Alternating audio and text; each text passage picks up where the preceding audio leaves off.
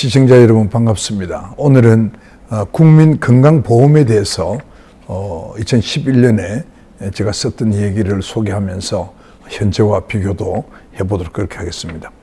미국 지사에서 근무 중인 한 젊은이가 배가 아파서 병원에 갔다가 맹장염 진단을 받았다고 합니다. 수술을 해야 하는데 수술비가 한 2천만 원 정도 든다는 소리를 듣고 깜짝 놀라서 한국으로 귀국해서 수술을 받았다 합니다. 급성이 아닌 만성 맹장이라 가능한 일이었는데 국내에서 들어간 치료비는 50만 원 정도였다고 합니다. 왕복 비행기 요금을 감안해도 비교할 수 없을 정도로 싼 것이죠. 이게 지금 13년 전의 이야기입니다. 우리는 전 국민에게 국가 의료보험이 적용되지만은 미국은 보험이 민영화되어서 65세 이상 또 저소득층 등 기초생활보호자 대상자만 국가의료보험이 적용되고 거기 한 30% 정도 된다고 그럽니다.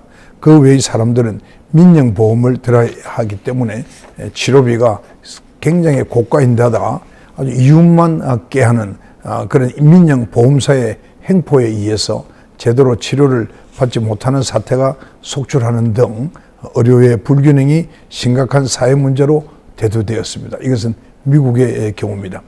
그에 따라서 오바마 대통령이 한국을 본받아야 한다고 했지만은 반면 우리나라는 해마다 건강보험의 재정 적자가 누적되고 있어서 해결책이 시급한 상황이었습니다. 오바마 대통령이 본받아야 된다고 한 것은 수혜자인 국민의 혜택이 아니라 시행자인 국가의 강제성일 것으로 생각합니다. 우리는 국가의 강제성으로 전 국민이 의료보험 혜택을 받을 수 있게 되었지만 지역보험과 직장보험으로 나뉘어 있던 의료보험이 2000년 김대중 대통령에 들어와가지고 하나로 통합되면서 여러 가지 문제가 불거졌습니다. 그 대표적인 그 중 하나가 최근에 2000명 의대 정원 문제로 인해서 그 모든 국민들이 빅5를 위시한 서울로 다 가려 하는 그러한 경향, 다르게 말하면 의료 전달 체계가 완전히 그 무시되고 없어져 버린 그 상황이 요 2000년에 김대중 대통령 때 그 의료보험을 건강보험으로 통합을 하면서 그것이 무너져 버리게 된 것입니다.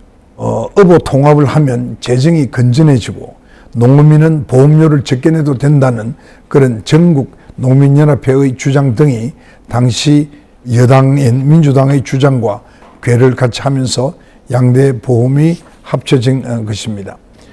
그 당시에 이것을 주도했던 그 이용익 교수 같은 사람은 그 뒤에 국회의원도 했습니다만 이분은 영국의 NHS 시스템, 그러니까 영국의 그 국립 헬스 서비스에 아주 심취해서 우리나라도 그런 의료 사회주의로 가야 된다 하는 것을 늘 주장하고 그것을 그분이 아마 김대중 대통령의 제 기억에는 청와대의 그 의료 수석으로 사회보험 수석으로 아마 들어간 걸로 기억을 합니다만 그때에 이분을 중심으로 해서 그 의료보험을 통합을 해서 여러 가지 그 뒤에 일어난 문제들을 이번에 25년이 지난 지금 의대 정원 문제로 인해 가지고 그것이 이제 밖으로 표출된 것입니다.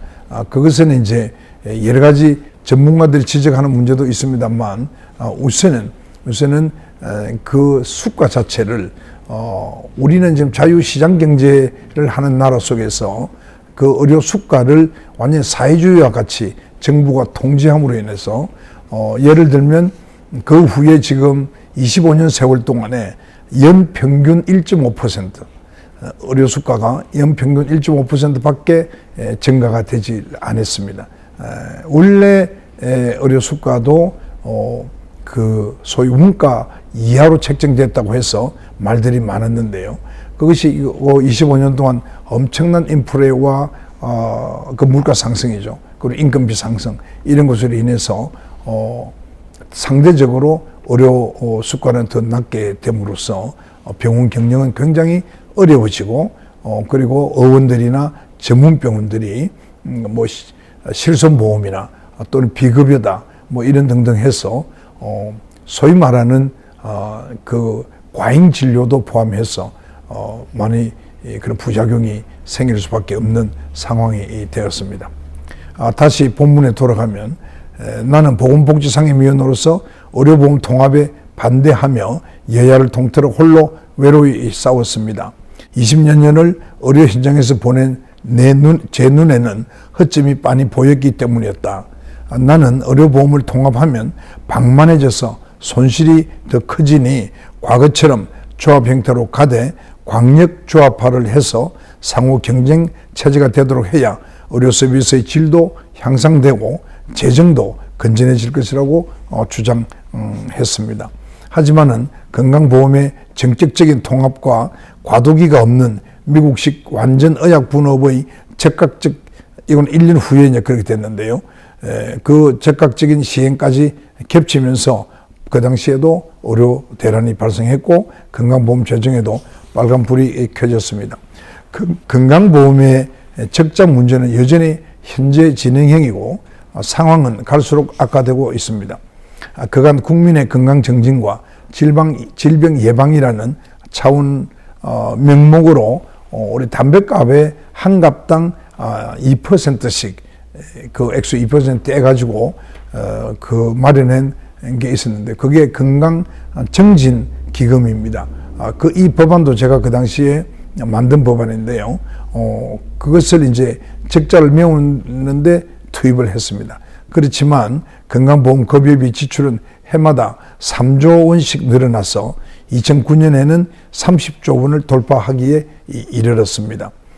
그러니까 이 통합을 할 때 정부는 총 지출비의 지출 한 20%를 예산에서 지원하겠다고 했는데요. 실제로는 건강보험기금, 건강정진기금에서 한 2%, 그리고 정부에서 한 12%, 그 예산했어요. 그렇게 토탈 한 14% 정도의 지원밖에 하지 않아서 건강보험에 약속했던 6%가 매년 빠져서 건강보험 재정이 어려워질 수밖에 없었고 수가를 제대로 인상해 주지 못해 가지고 근자에 2023년에 이제 와서 몇 년 전부터 진행이 쭉 되었습니다만 소위 말하는 바이탈과들 중증 필수 과목을 하는 의사의 수가 점점 줄어들어서 좀 심각한 사회 문제가 되고 있는 것입니다.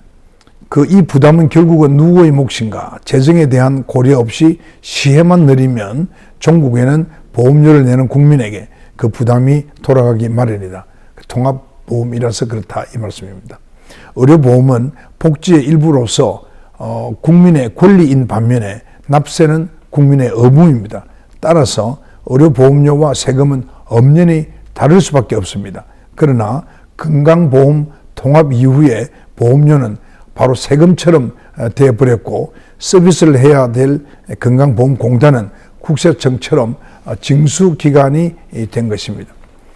그러니 건강보험료를 인상해야 한다는 말만 나오면 국민의 저항이 거세질 수밖에 없는 것입니다. 이것은 복지가 아니라 억지이기 때문에 그렇습니다. 당초 제 주장처럼 통합보험으로 가지 않고 과거처럼 조합을 하되 광역화해서 상호 경쟁체제가 되었다면 서로 잘하려고 노력을 했을 것이고 국민은 그 틀 안에서 서비스가 나은 조합을 고민해서 선택했을 것이다. 복지는 국민의 부담을 덜어주자는 것이지 부담을 안기자는 것이 아니지 않습니까? 내 마음 같아서는 지금이라도 되돌리고 싶다. 이게 2011년에 제가 쓴 글입니다. 조합 형태로 돌아가서 광역화하는 것이 옳다고 생각한다. 시장 경제 논리가 적용되어서 방만한 운영이 사라지면서 건강한 조합으로 발전할 것이다. 당연히 국민에 대한 보험 서비스의 질도 향상될 것이다. 그렇게 본 것입니다. 건강보험이 성공하려면 보험을 집행하는 조직이 잘 되어야 한다. 의료 서비스를 받는 보험 가입자에게도 잘 해야 하지만은 의료 서비스를 제공하는 의료 공급자에게도 잘 해야 한다. 의료 서비스는 의료 현장에서 이루어지기 때문에 의료 공급자의 도움 없이는 절대적으로 성공하지 못한다는 거죠.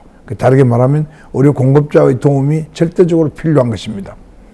의료 공급자가 국가와 국민을 위해서 기쁜 마음으로 일할 수 있도록 여건을 마련해주고 격려해야 한다고 지적했습니다. 그러나 여러분 최근에 이제 얘기를 들었겠습니다만은 바이탈과를 선택하지 않는 젊은 의사들이 점점 없어지는 이유 중에 하나가 민사의 보상금이 엄청나게 많아지고 그것을 수가를 정부가 결정한 이상은 그 보험료도 당연히 일본처럼 국가가 부담해야 되는데 그것을 의사에게 그냥 전이시키고요. 그리고 형사처벌까지도 고려하는. 그리고 실제로 많은 의사들이 처방이 잘못됐다.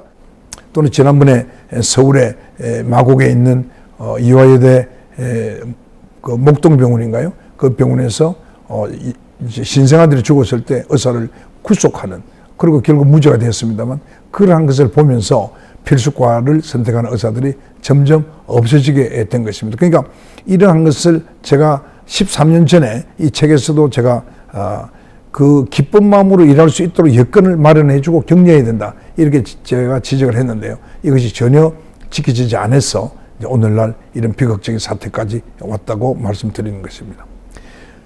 복지부가 상위기관처럼 지시하고 감시하면서 따라오라고만 하면 잘하고 싶어도 잘할 수가 없다. 사실 의료 공급자들이 자발적으로 협조하기만 해도 건강보험 제정에 적지 않은 도움이 될 수 있다. 예를 들어서 다국적 회사의 비싼 항생제를 안 써도 되는 경우에는 의사들이 국내 제약회사의 카피약을 선택하는 것이 달러도 아끼고 국내 제약회사에서도 이익을 주는 것은 물론이고 건강보험 제정에도 보탬이 될 것이다. 그러나 지금과 같은 복지부의 상위 하달식의 시스템 아래에서는 의사들의 자발적인 협조를 이끌어내기가 쉽지 않다. 그래서 의료 현장의 자율성만이라도 보장되면 재정적 도움은 물론이고 자연히 의료 서비스의 질도 향상되어서 궁극적으로 보험가입자인 국민에게 만족을 줄 수 있다. 그 제가 그 당시에 지적을 했습니다. 보건복지 정책을 마련할 때는 세 가지 기준이 있다. 첫째는 국민의 보건 정진에 기여하는가. 둘째는 국민의 경제적 부담을 고려했는가. 그리고 셋째는 국민의 편의성에 부응하는가 하는 여부입니다. 다시 말해서 보건복지 정책은 국민 건강을 증진시키되 경제적인 부담은 최소화하며 편리해야 된다 하는 것으로 요약할 수가 있겠습니다. 통합보험과 의약분업이 본격적으로 실시된 지 어느덧 10년이 지났습니다. 그때가 2011년이니까요. 현재 이러한 제도가 처음 시행할 당시의 취지나 목적에 맞게 잘 이루어지고 있는지 10년이 지났으니까 한번 점검해 봐야 되고, 아까 조금 전에 말씀드린 그 세 가지 기준에 어느 정도 부합하고 있는지 한번 되짚어 볼 때가 되었다. 그리고 그간의 문제점을 분석해서 더 좋은 방법이 있다면 과감히 손을 대야 한다. 그것이 국민을 위하는 것이며 복지이기 때문이다. 이건 굉장히 제가 중요한 지적을 13년 전에 했는데요.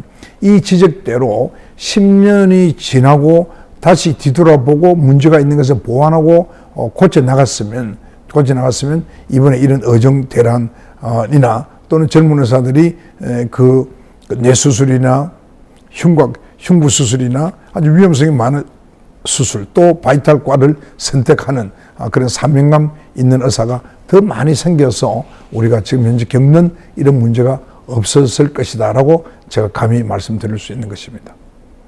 나는 2010년 정기국회 때 김항식 총리를 비롯한 관계 국무위원들에게 건강보험 정책과 의약분업 국민연금의 전국민 확대 실시 등으로 우리 실생활에 직결되는 법과 제도가 시행된 지 10년이 넘었음을 지적하면서 이 법과 제도가 처음의 취지나 목적에 맞게 잘 이루어지고 있는지 살펴보고 그간의 문제점을 분석해서 고칠 것은 고치고 보완할 것은 보완해야 할 때가 되었다고 촉구한 바가 있습니다.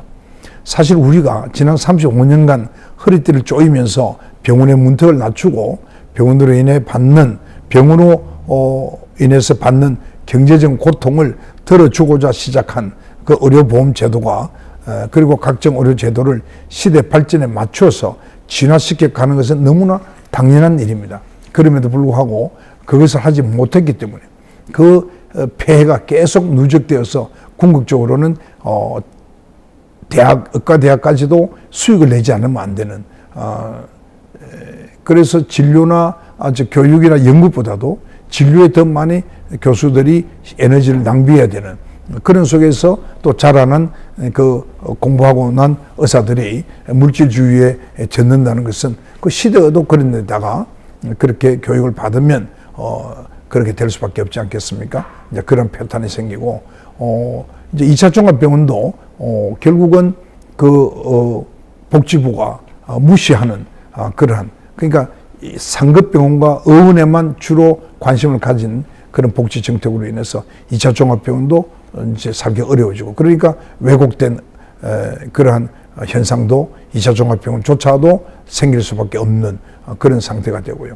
의원이나 전문병원도 이제 가장 먼저 많은 환자들을 보게 되니까 거기에서 많은 이익을 내기 위해서 의료보험에 관계없는 비급여나 또는 실손보험을 악용하는 그런 사례가 늘어나서 소위 의사의 악마화가 이제 진행되는, 그 한마디로 얘기를 하면 의료 생태계 붕괴가 지난 몇 년 전부터 그렇게 서서히 생기고 있었던 것입니다. 그것이 윤석열 대통령의 느닷없는 그런 2,000명 의대 정원 문제가 진정한 의료 개혁인 것으로 착각해서 의도적으로 그런지 모르겠습니다만 그렇게 해서 발표함으로 인해 가지고 먼저 잘못된 이 의료의 문제점들을 조사하고 분석해서 그것을 고치고 그리고 난 연후에 의사의 수가 과연 얼마나 부족한지 또 얼마나 늘어야 되는지 뭐 이런 것을 검토를 해야 됐다고 봅니다. 단순히 그 고령화 사회로 감으로 인해 가지고 의사가 더 많이 필요하다, 그 말에 저는 저항을 느끼고 있습니다. 왜냐하면 고령화 사회로 가면 의사도 고령화 의사가 많아지기 때문에 결국은 그 점은 큰 문제가 안 된다고 제가 보고 있고요.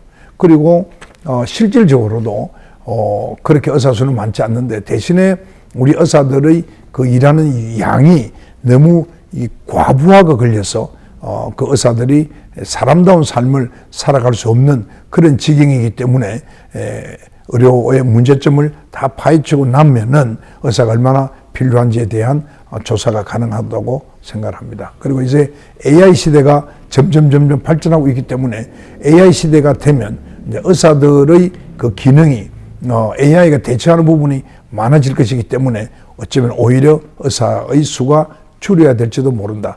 그리고 이제 간호사들의 그 역량을 더 많이 키우고 간호사들을 더 많이 만들어 가지고 이 소위 말하는 개호보험들 그 간호사들이 많이 역할을 하게 해줌으로써 의사가 가지는 그런 어떤 그 부담도 줄어들 수 있지 않겠느냐, 이러한 생각을 해봅니다.